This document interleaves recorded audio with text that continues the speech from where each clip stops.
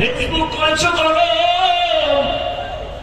ওলামাদের বিরুদ্ধে লেখালেখি করেছো, কি লাভ হয়েছে? তোমার কোনো লাভ হয় নাই, বরং তোমার কপাল পুড়ে গেছে, তোমার কপাল পুড়ে গেছে।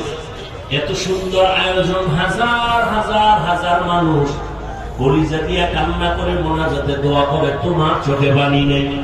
তোমার চোখে পানি নেই কেন? এর একমাত্র কারণ, তোমার উপরে গুনাহ কারণে আমার আল্লাহ বেজার হয়ে গেছে।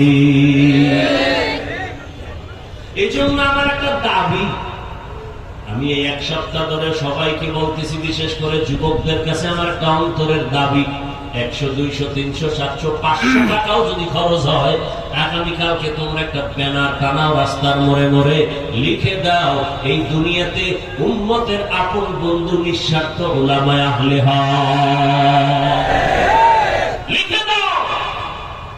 এছাড়া তোমাদের আপন বন্ধু নেই। দোয়ার বেলায় আলেম কলিজা দিয়ে দোয়া করে, ব্যবসায়ের জন্য দোয়া করে, অসুস্থ রোগীর জন্য দোয়া করে, কবরওয়ালার জন্য দোয়া করে।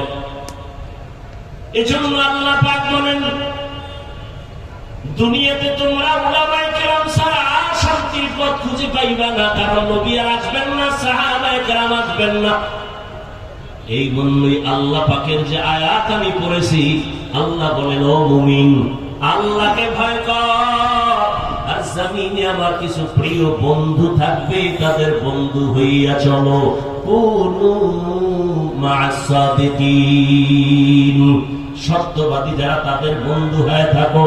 সত্যবাদী মানে সত্য কথা বলে হয় না, যার সর্বসাইড সততায় ভরা, সততার চাদর দিয়া জীবনটাকে আটকায় নিছে। লেনদেনের ভেতরে সততা, জবানের ওয়াদায় সততা, আখলাকের সততা, তার সব ক্ষেত্রে সততা, আমলে ইখলাসে সততা। আর পৃথিবীতে সততার মানদণ্ডে এক ব্যক্তি শ্রেষ্ঠ, রাহমাতুল লিল আলামিন। কেমন মায়ার নবী আমার, যেই নবী 63 বছর হায়াতে ভুলেও কোনদিন একটা মিথ্যা কথা বলেন নাই। কেমন সত্যবাদী নবী, যেই রহমতের নবী আমার, একটা গালি কাউকে দেন নাই। গালি দিবে দূরের কথা, হাজারো গালি শুনছেন, একটা গালির জবাবও দেন নাই। আরো আশ্চর্য কথা, মায়ার নবী কোনদিন কারো দিকে চোখ দুইটা গরম করে তাকান নাই। কেমন মায়ার নবী আল্লাহ আমাদের দান করেছেন, যে নবীকে দেখার জন্য গর্তের পিপিলিকা আল্লাহর কাছে আরজি পেশ করে। আর ওই নবীর উম্মত হইয়া আমরা সেই নবীকে চিনতে পারি নাই। ও যুবক, আল্লাহর গোলাম, যদি নবীরে চিনতে পারতেন, যুবক,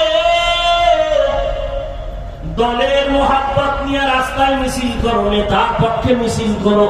আমার নবীরে যারা গালি দেয়, তাদের বিরুদ্ধে কেন তুমি রাস্তায় দাঁড়াও না? যদি তুমি নবীর মায়া মোহাব্বত নিয়ে রাস্তায় দাঁড়াইতা, এই সোনার বাংলায় নবীর দুশ্মন কোনদিন চোখ তুলে কথা বলার সাহস পেত না। তবু যা সুন্নতে আহমদ বুঝা পা মুহাম্মদ কেবুয়ত নিসবত মান আহাব্বা সুন্নতি কওলে রাসূল মজদায়ে কানা মাই হাম কুন কবুল। এরে নবীর উম্মত, তাহলে এতক্ষণ আলোচনায় কি বুঝলেন? ওলামায়ে কেরাম লাগবেনি, বলে বলেন, যারা মহাপণ্ডিতি করে বলে আমার আলেম লাগে না, কোন মুরব্বী লাগে না, আল্লাহর কসম তাদের দুনিয়াও বরবাদ, পরকালও বরবাদ।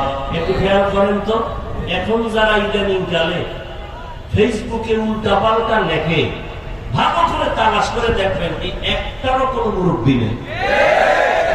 যেদিন মুরব্বী নেই, দিবে আদব। মুরব্বী মানে নাকি কি বলেন?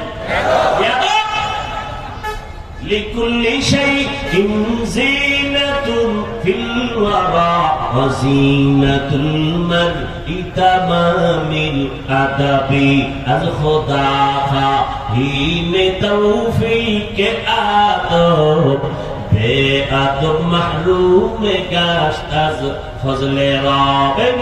ছাত্র জনতার আন্দোলন হয়েছে না?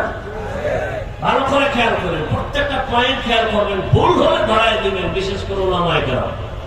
ছাত্র জনতার আন্দোলন ভালো করে বুঝেন, এখানে জনতা ছিল, ওলামায়ে কেরামদের ভূমিকা অস্বীকার যে করবে সে নিকৃষ্ট মুনাফিক। এই ছাত্ররা নিজের বুদ্ধি দিয়ে সফলতা আনতে পারে নাই, পেছনে পরামর্শ দেওয়ালা ছিল মুরব্বীরা। মুরব্বীদের পরামর্শ মানতে গেলে সফলতা আসবে, অ্যাবাউট করলে কপাল ভরে যাবে। কপাল, একটা গরুর গলায় রশি লাগানো, মালিক ধরে রাখছে, গরুটা ডানে বামে যখন অন্যের ফসলে মুখ লাগায়, মালিক রশি ধরে টান দেয় আর খাইতে পারে না। ঠিক যারা মুরব্বী মেনে চলে, আল্লাহর প্রিয় বান্দাদের নেক নজর নিয়ে চলে, তারা উল্টা পাল্টা করতে পারে না, করলেই পেছন থেকে টান দেয়। এই বক্তব্যটা কেন দিলি, তাড়াতাড়ি মাপ চা, ঠিক নেই? আমার এত ভক্ত, এত কিছু, আমি নিজেরটা নিজে খাই, নিজে দৌড়ান।